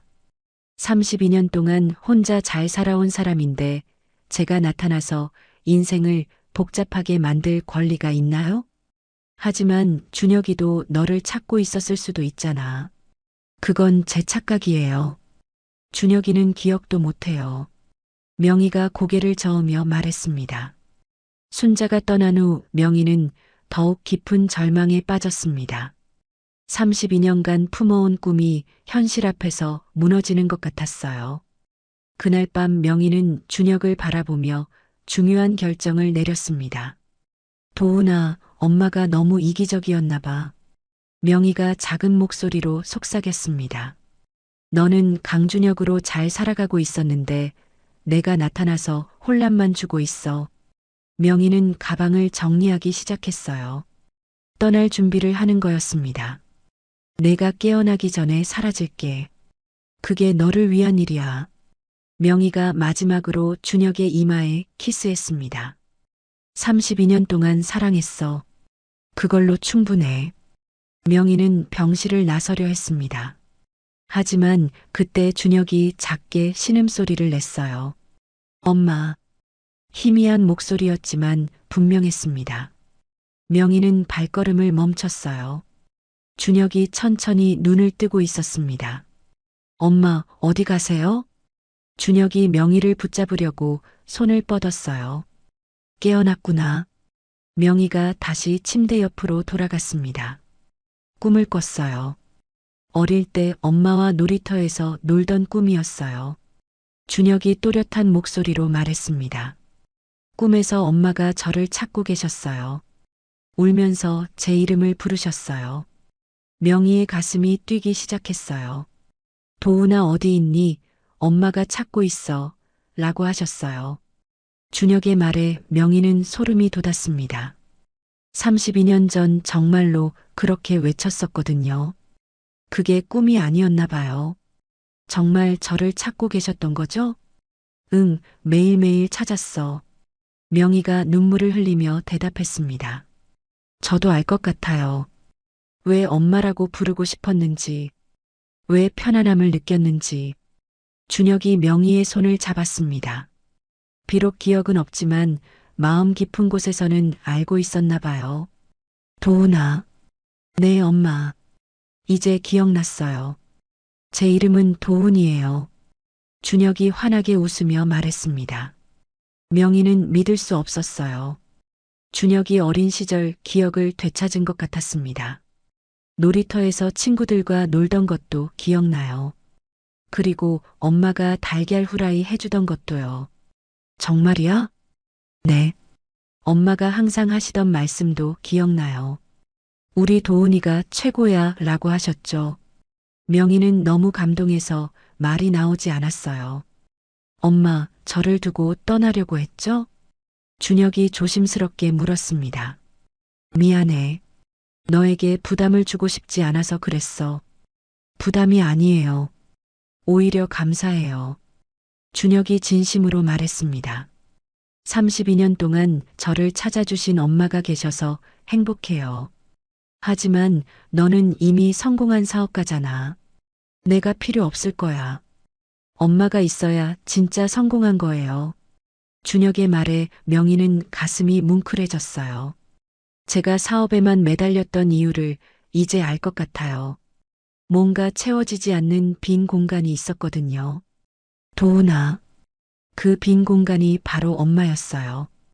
이제 채워졌으니까 진짜 행복할 수 있을 것 같아요. 명희는 더 이상 참을 수 없었어요. 32년간 억눌러왔던 모든 감정이 터져나왔습니다. 우리 도훈이 정말 미안했어. 엄마가 지키지 못해서 미안했어. 이제 됐어요. 우리 다시 만났잖아요. 준혁이 명희를 안아주었습니다. 앞으로는 진짜 가족으로 살아가요. 그 순간 명희는 깨달았어요. 자신이 얼마나 어리석은 생각을 했는지 말이에요. 나이나 환경은 중요하지 않았습니다. 32년간 서로를 그리워한 마음이 진짜 가족을 만드는 거였어요. 그래, 우리 가족이야. 명희가 아들을 꽉 안으며 다짐했습니다. 이제 더 이상 도망가지 않겠다고요. 32년간의 공백을 메우며 진짜 엄마가 되겠다고요. 새벽 해가 떠오르고 있었습니다. 명희와 준혁에게는 새로운 시작의 아침이었어요. 일주일 후 준혁은 완전히 회복되어 퇴원했습니다.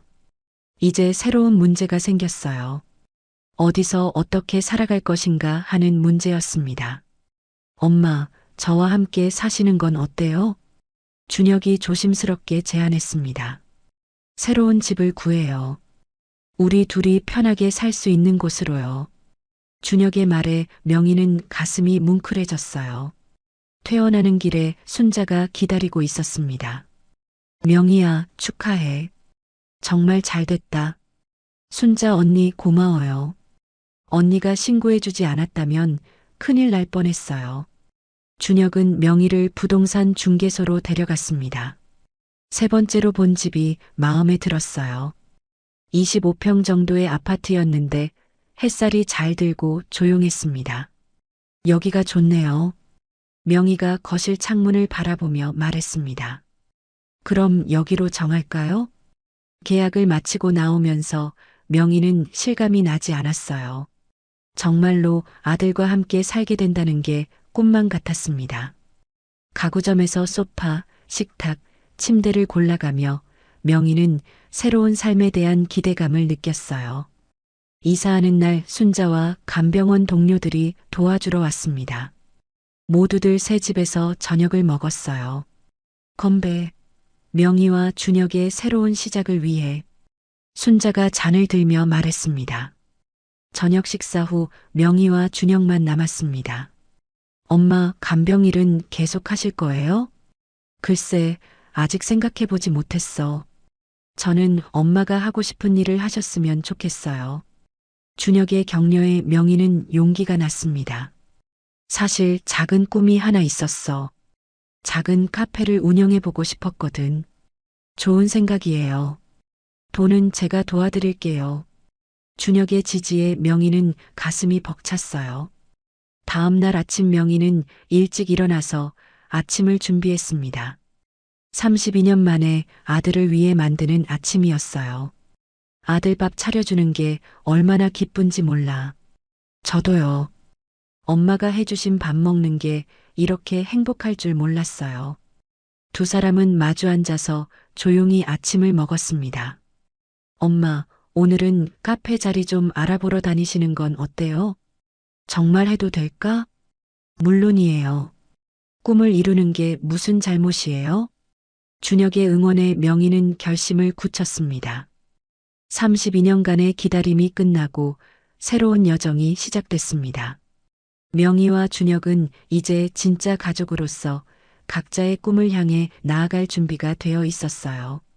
3개월 후 명희의 작은 카페가 문을 열었습니다. 도훈이네 카페라는 간판이 따뜻한 햇살을 받아 빛나고 있었어요. 준혁이 직접 설계한 인테리어는 아늑하면서도 세련됐습니다. 엄마, 첫날이에요. 떨리시죠? 준혁이 앞치마를 메어주며 말했습니다. 응, 꿈만 같아. 명희가 떨리는 목소리로 대답했어요. 첫 손님은 순자였습니다.